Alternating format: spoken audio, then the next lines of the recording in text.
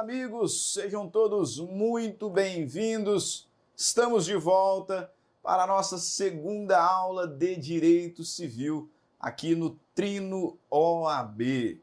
Exatamente, estamos de volta. A aula passada conversamos sobre as pessoas naturais e na sua apostila todo o estudo objetivo acerca das pessoas naturais, jurídicas e teoria geral dos bens. E agora nós precisamos fechar a parte geral do Código Civil. Concluir a parte geral do Código Civil analisando o livro 3, que começa lá no artigo 104, que é o livro dos fatos jurídicos. Vamos falar sobre fatos jurídicos nessa aula, nossa aula 2 do intensivo OAB Trino. Perfeito? Sem mais delongas, então vamos ao trabalho.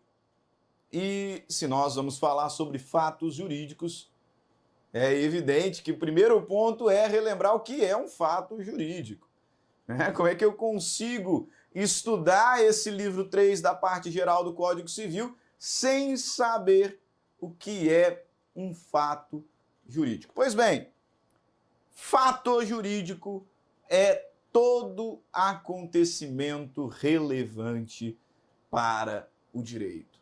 Fato jurídico é todo acontecimento relevante para o direito.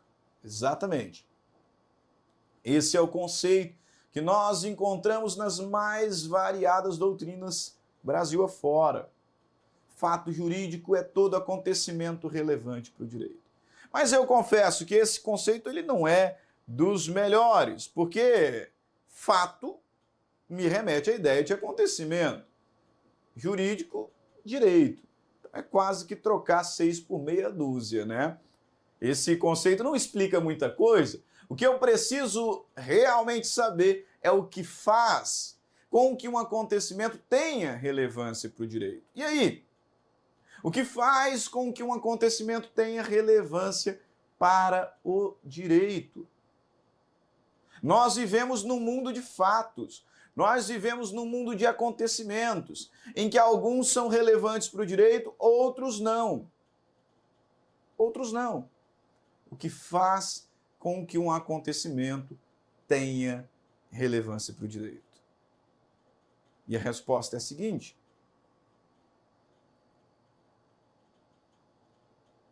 o acontecimento relevante para o direito é aquele apto a criar, modificar, conservar, transmitir, extinguir direitos, deveres, relações jurídicas. O acontecimento em análise criou algum direito? Modificou algum direito? Extinguiu algum direito? Então ele é jurídico. Do contrário, fato material, fato irrelevante. Ok? Então, fato jurídico é todo acontecimento relevante para o direito, porque é capaz de criar, modificar, conservar, transmitir, extinguir direitos e obrigações. Esse fato jurídico, em sentido amplo, esse fato jurídico lato sensu, pode ser um fato natural ou um fato humano. O fato natural é também chamado de fato jurídico em sentido estrito, que é aquele acontecimento relevante para o direito que não decorre diretamente da vontade humana, mas é um acontecimento da natureza. Fato jurídico em sentido estrito, podendo ainda ser classificado em ordinário, quando é um acontecimento comum, como o nascimento, a maioridade, a morte. Todos fatos naturais, todos os acontecimentos da natureza relevantes para o direito. O nascimento marca o início da personalidade, a maioridade é a aquisição da plena capacidade civil. A morte põe fim à personalidade, abre a sucessão. Fatos naturais ordinários. E já os fatos extraordinários são aqueles que não são comuns, aqueles que não são corriqueiros, aqueles que não fazem parte do cotidiano. Algo que não acontece sempre. Uma tempestade de grandes proporções, um tsunami, um terremoto, um tufão, uma nuvem de gafanhotos, uma pandemia. Todos acontecimentos relevantes para o direito, que decorrem da natureza e que não são comuns, não são tão corriqueiros. Esses fatos extraordinários, lá em responsabilidade civil, normalmente se enquadram na categoria dos fortuitos e de força maior. Agora, os fatos humanos são aqueles que decorrem diretamente da vontade humana. E o fato humano pode ser um ato jurídico lícito, quando praticado de conformidade com o direito, de acordo com o direito, ou um ato ilícito, quando atentar contra o direito. Vale lembrar conteúdo do artigo 186 do Código Civil, que nos diz: comete ato ilícito aquele que praticar uma conduta, uma ação ou omissão voluntária, negligente, imprudente e violar direito causando dano a outrem. Isso é o que nos diz o artigo 186. Aquele que por ação ou omissão voluntária, negligência, imprudência, violar direito e causar dano a outrem, comete ato ilícito. E o ato ilícito é fonte de responsabilidade civil. Cria o dever de indenizar. Artigo 927. Aquele que por ato ilícito causar dano a outrem, fica obrigado a reparar. O ato jurídico lícito, que é aquele que decorre da vontade humana manifestada de conformidade com o direito, ele pode ser um ato jurídico em sentido estrito, também chamado de meramente lícito, ou um negócio jurídico. Qual é a diferença entre um ato jurídico em sentido estrito e um negócio jurídico? O ato jurídico em sentido estrito é aquele que decorre da vontade humana, mas os efeitos são ex lege. Como assim, professor? Os efeitos, eles estão previstos na lei.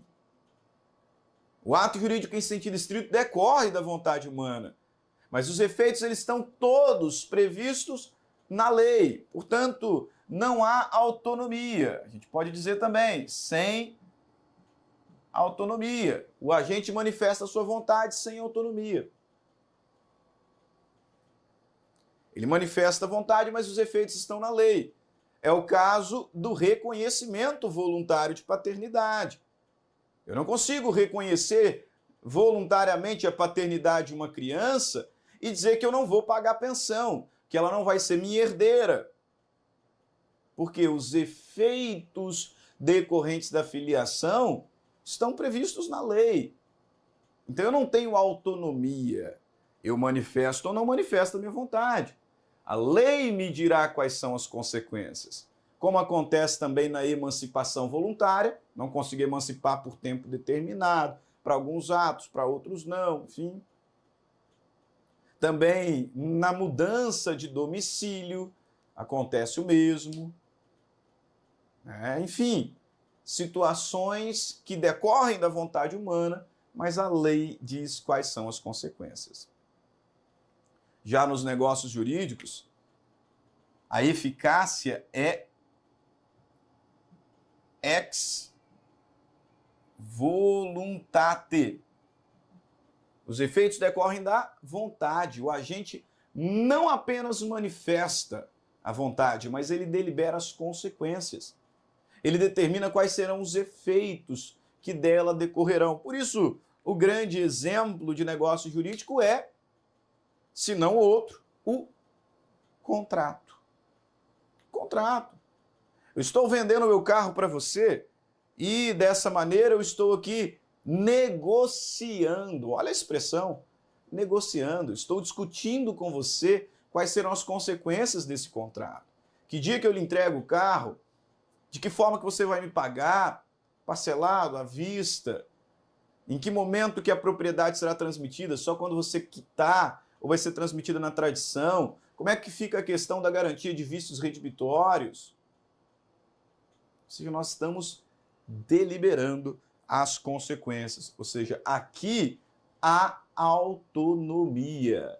Existe autonomia privada.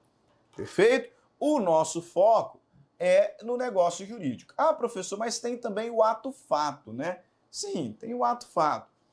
O ato-fato é aquele que decorre de uma atuação humana, mas a lei abstrai a intenção.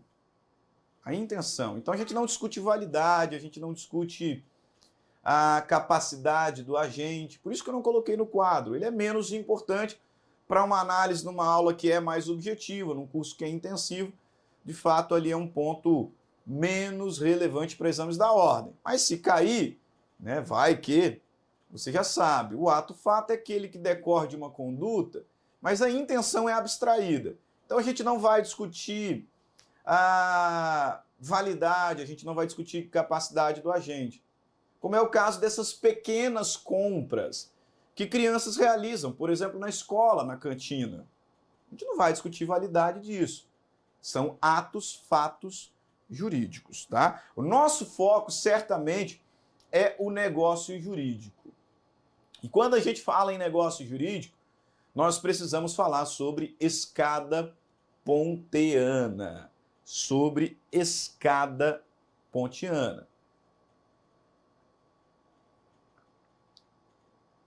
O negócio jurídico ele é analisado a partir de 3 planos. O negócio jurídico é analisado a partir de 3 planos. Plano da existência, plano da validade e o plano da eficácia. Exatamente. Plano da existência, plano da validade, plano da eficácia. Existem alguns elementos que são mínimos para que o negócio jurídico exista. Para o negócio jurídico existir, ele precisa de vontade. Ele precisa de objeto. Precisa de agente. E precisa de forma. São os elementos mínimos, são os elementos básicos, são os elementos existenciais do negócio jurídico. Vontade, objeto, agente e forma. Vontade, objeto, agente e forma. Para ser válido, a vontade deverá ser livre. Para ser válido, o objeto ele deverá ser lícito, possível, determinado ou determinável. Para ser válido, o agente deverá ser capaz. O agente deverá ser capaz. E ainda a forma prescrita ou, aí você coloca tudinho, ou não defesa em lei. Então a gente analisa o plano da existência. Para existir, o negócio jurídico precisa de vontade, objeto, agente e forma. Substantivos vazios, não qualificados, porque a qualificação acontece no segundo degrau. Para ser válido o negócio jurídico, o agente precisará ser capaz, o objeto precisará ser livre. A forma prescrita ou não defesa em lei. E o objeto lícito, possível, determinado ou determinável, ok? Então, no segundo degrau, acontece essa classificação, essa qualificação do plano da existência. Ok? Aí o negócio jurídico existindo, validamente, produz os seus efeitos. Aqui no plano da validade, se nós tivermos algum problema no plano da validade, o negócio ele será inválido. Só que existem 2 graus de invalidade. O negócio jurídico inválido, ele pode ser nulo ou anulável. E eu já havia advertido na aula passada que você não pode confundir essas expressões. Nulo é nulo. Anulável é anulável.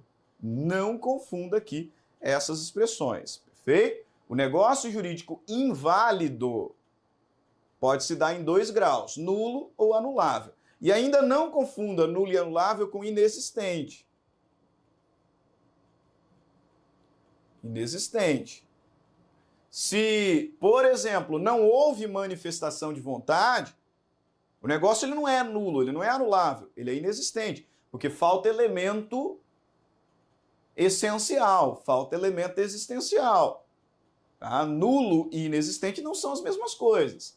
Inexistente falha no primeiro degrau, nulo falha no segundo degrau. Então essas são expressões que você não pode trocar na hora da prova. Inexistente, nulo e anulável. Regra geral, se o negócio jurídico existe e é válido, ele produz efeitos. Regra geral. Porque pode acontecer do negócio jurídico existindo validamente não produzir efeitos por conta de algum elemento acidental. Existem 3 elementos acidentais: condição,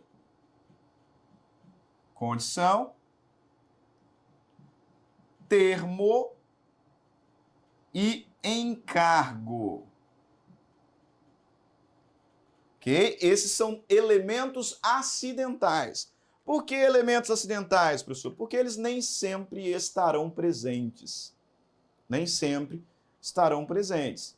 Para existir, eu preciso de vontade, objeto, agente, forma. Para ser válido, pelo menos isso aqui. Porque existem requisitos específicos de validade.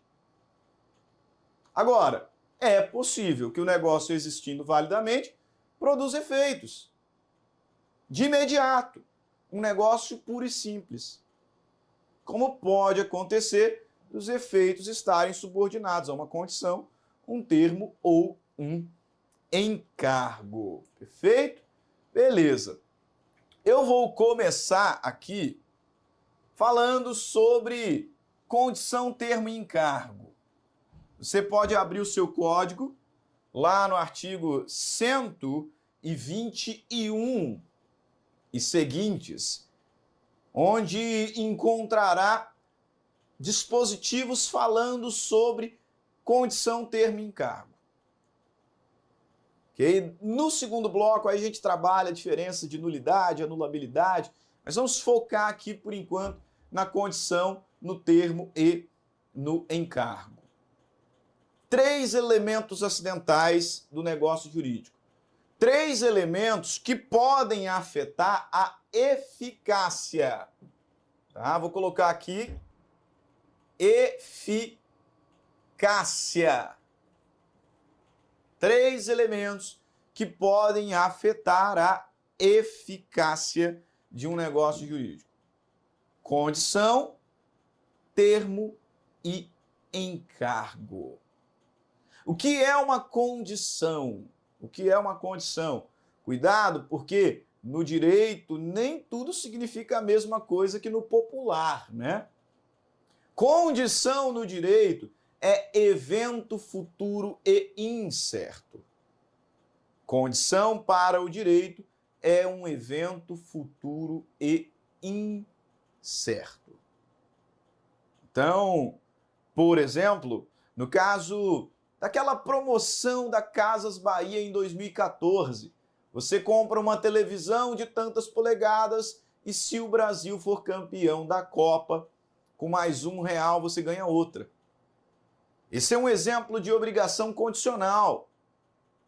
Você só teria direito à segunda televisão se o Brasil fosse campeão da Copa do Mundo, o que não aconteceu. Então percebam que os efeitos estão subordinados a um evento futuro e incerto. Alguns contratos de jogadores de futebol, né, em que coloca lá, se o sujeito completar 30 partidas no ano, ele vai ganhar um bônus de tantos mil no salário. O negócio jurídico já existe e é válido hoje, mas esse efeito, o bônus, o acréscimo no salário, está subordinada a um evento futuro incerto, que é completar 30 jogos. Então essa é uma condição. A condição, ela pode ser suspensiva ou resolutiva. Suspensiva nesses dois casos que eu citei, em que o evento futuro e incerto marca o início dos efeitos. Como assim, professor? O negócio jurídico já existe e é válido hoje, mas eu não tenho direito à segunda TV. Eu só tenho direito à segunda TV se e quando o Brasil for campeão da Copa do Mundo. O negócio jurídico existe e é válido hoje, mas eu não tenho direito a esse bônus de acréscimo salarial. Só terei se e quando completar 30 jogos nesse ano. Então a condição suspensiva, ela marca o início da produção dos efeitos. Ela marca o início da produção dos efeitos. Ok? Já a condição resolutiva, ela marca o fim. Exatamente. Eu espero que você já tenha entendido que no direito a expressão resolver significa extinguir. Exatamente. Resolução do contrato. Resolução de contrato é uma espécie de extinção contratual. Então, quando eu digo que um negócio jurídico está sujeito a uma condição resolutiva, eu estou falando que se acontecer um evento futuro incerto, que foi aqui identificado, o negócio será resolvido, o negócio será extinto. Como acontece na cláusula de retrovenda. Eu lhe vendi um imóvel, mas colocamos lá uma cláusula de retrovenda que diz assim, que se no prazo de 3 anos eu provocar a cláusula, você tem que me devolver o imóvel. Perceba que o nosso negócio subiu os 3 degraus. Ele existe, ele é válido e ele produz efeitos. E ele produz efeitos. Por quê? Porque você vai se tornar dono do imóvel assim que ele for registrado no seu nome. Mas se dentro do prazo de 3 anos eu exercer a retrovenda, o contrato extingue, será extinto. Você vai me devolver o imóvel, eu vou te devolver o dinheiro com todos os gastos que teve também. Então essa é uma condição, é um evento futuro incerto que pode colocar fim ao contrato. Por isso, condição resolutiva. E ainda, se você observar o artigo 125 do Código Civil, ele diz lá que a condição suspensiva, ela impede a aquisição do direito. Não se tem direito adquirido enquanto está pendente uma condição suspensiva. Perfeito? E o termo, professor? Ora, se a condição é evento futuro e incerto, o termo é um evento futuro certo. Normalmente representado por uma data, por um prazo, mas pode até não ter data, como é o caso da morte. Evento futuro certo de data incerta. Tá? Mas, regra geral, tem uma data, tem um prazo, que vai representar esse evento futuro certo. Uma data, um prazo que vai marcar o início dos efeitos, termo inicial, ou o final deles. Né? Termo final. Além da diferença de conceito, condição é evento futuro incerto, termo é evento futuro certo, é muito importante você gravar isso aqui, ó. A condição, ela impede a aquisição do direito, artigo 125. O termo não impede a aquisição. Não impede a aquisição do direito. Ele suspende o exercício. Ele suspende o exercício. É o que nos diz o artigo 131 do Código Civil. O artigo 131 do Código Civil nos informa que o termo, que é um evento futuro certo, ele não suspende a aquisição do direito. Então aqui tem direito adquirido. Aqui tem direito adquirido, sim.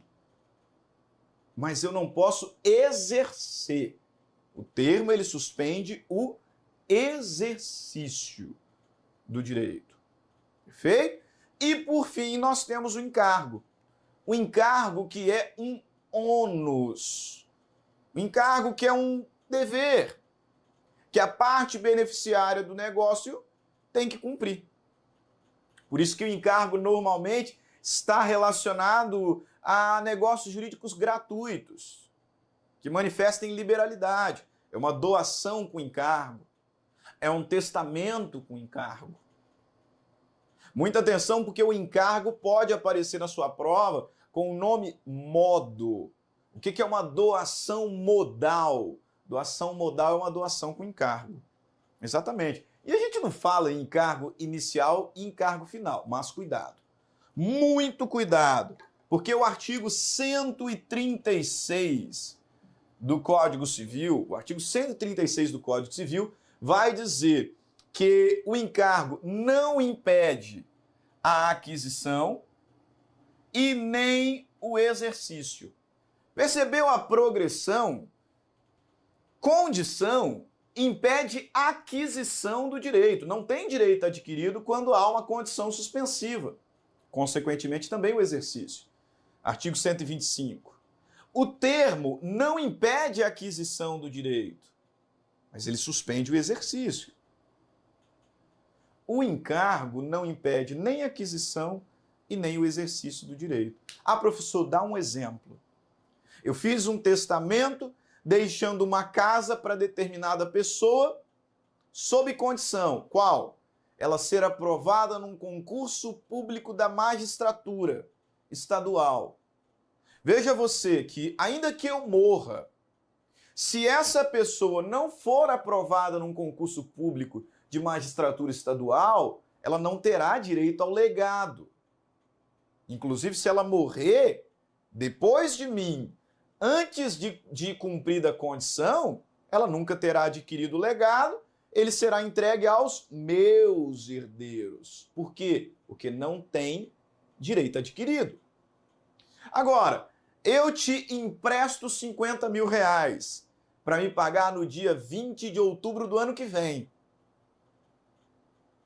Eu já sou credor, eu já tenho o direito, mas eu não posso exercer. Como assim, professor? Eu posso te cobrar hoje? Não.